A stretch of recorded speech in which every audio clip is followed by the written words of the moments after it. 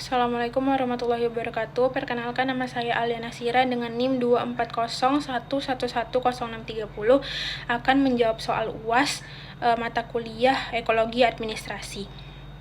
Terdapat 3 soal. Yang pertama yaitu jelaskan keterkaitan ekologi administrasi dan pembangunan keberlanjutan. Nah, inti dari ekologi administrasi itu sendiri adalah bagaimana sistem pemerintahan itu tidak bisa berdiri sendiri, melainkan dia itu dipengaruhi oleh lingkungan di sekitarnya, baik itu kondisi masyarakatnya, situasi politiknya, ekonominya, maupun lingkungan alamnya. Nah, jadi administrasi itu seperti makhluk hidup, dia itu harus bisa menyesuaikan diri dengan lingkungan tempat dia berada. Nah, hubungannya dengan pembangunan berkelanjutan itu sangat-sangat erat.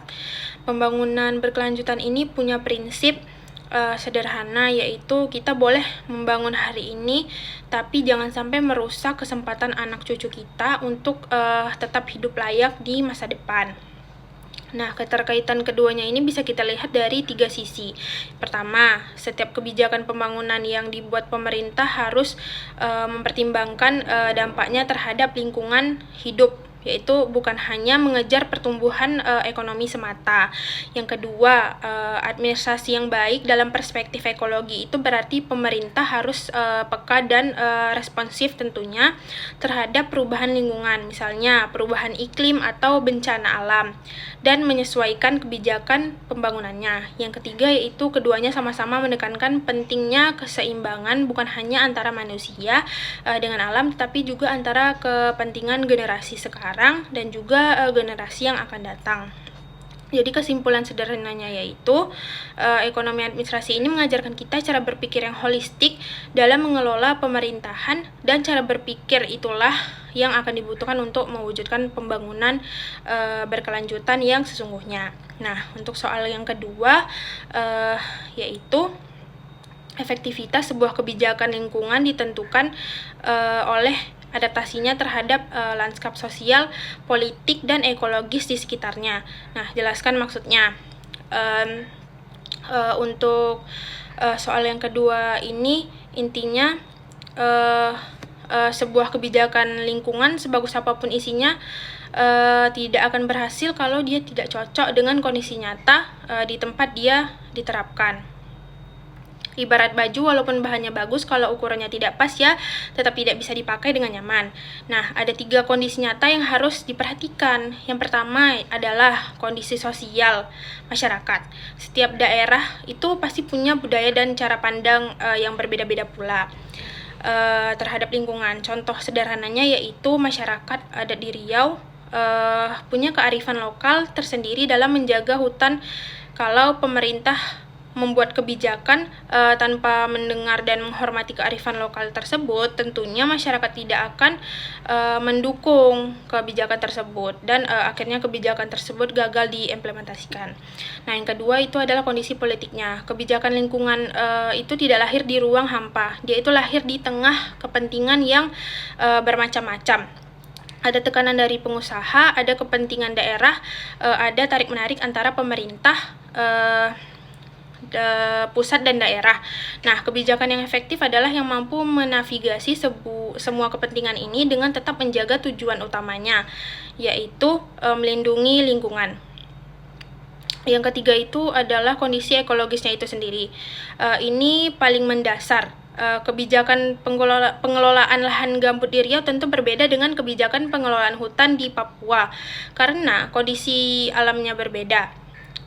Kemudian kebijakan yang tidak memahami karakteristik ekosistem setempat ini justru bisa memperparah kerusakan yang ada. Nah, jadi kesimpulannya yaitu kebijakan lingkungan yang efektif adalah kebijakan yang dibuat dengan pemahaman mendalam tentang lanskap tadi sekaligus, bukan hanya salah satunya. Nah, soal yang ketiga ataupun yang terakhir itu keberlanjutan lingkungan di Indonesia hanya akan terwujud jika mesin birokrasi, stabilitas politik, dan partisipasi akar rumput bergerak dalam satu harmoni ekologi. Nah, jelaskan maksudnya. Baik, untuk soal yang ketiga ini Pernyataan ini itu ingin menegaskan bahwa satu hal yang sangat penting, yaitu menjaga kelestarian lingkungan di Indonesia itu tentunya tidak bisa dilakukan hanya oleh satu pihak saja. Dibutuhkan 3 komponen yang bisa bekerja sama dan saling melengkapi pastinya. Mari kita bahas per komponen itu. Nah, komponen yang pertama itu ada birokrasi. Nah, birokrasi ini adalah mesin penggerak kebijakan. Kalau birokrasinya tidak berfungsi dengan baik, misalnya kayak lambat, korup, ataupun tidak kompeten, nah maka kebijakan lingkungan yang sudah bagus di atas kertas tersebut tidak akan pernah sampai ke lapangan. Bayangkan saja ada peraturan tentang larangan membuang limbah di sungai, tetapi kalau ada aparat yang tidak mengawasi dan tidak menindak, maka aturan itu tidak ada artinya. Nah, komponen yang kedua adalah stabilitas politik. Nah, kebijakan lingkungan itu butuh waktu yang panjang untuk terlihat hasilnya.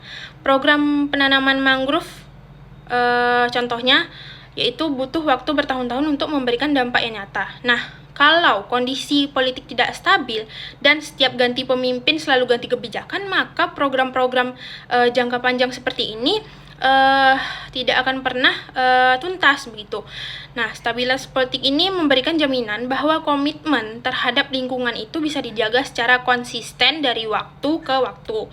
Nah, komponen ketiga adalah partisipasi akar rumput atau masyarakat bawah.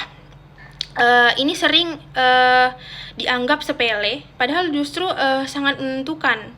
Seperti petani, nelayan, masyarakat yang tinggal di sekitar hutan. Mereka itulah yang setiap hari bersentuhan langsung dengan alam. Nah, mereka itu adalah penjaga lingkungan yang paling nyata. Tanpa keterlibatan aktif mereka, kebijakan lingkungan yang hanya jadi dokumen saja itu cuman bisa didokumentasikan lalu disimpan di laci kantor gitu.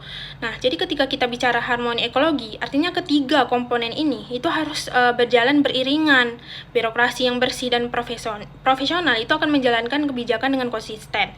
Nah, politik yang stabil itu menjamin keberlanjutan program jangka panjang dan masyarakat yang aktif.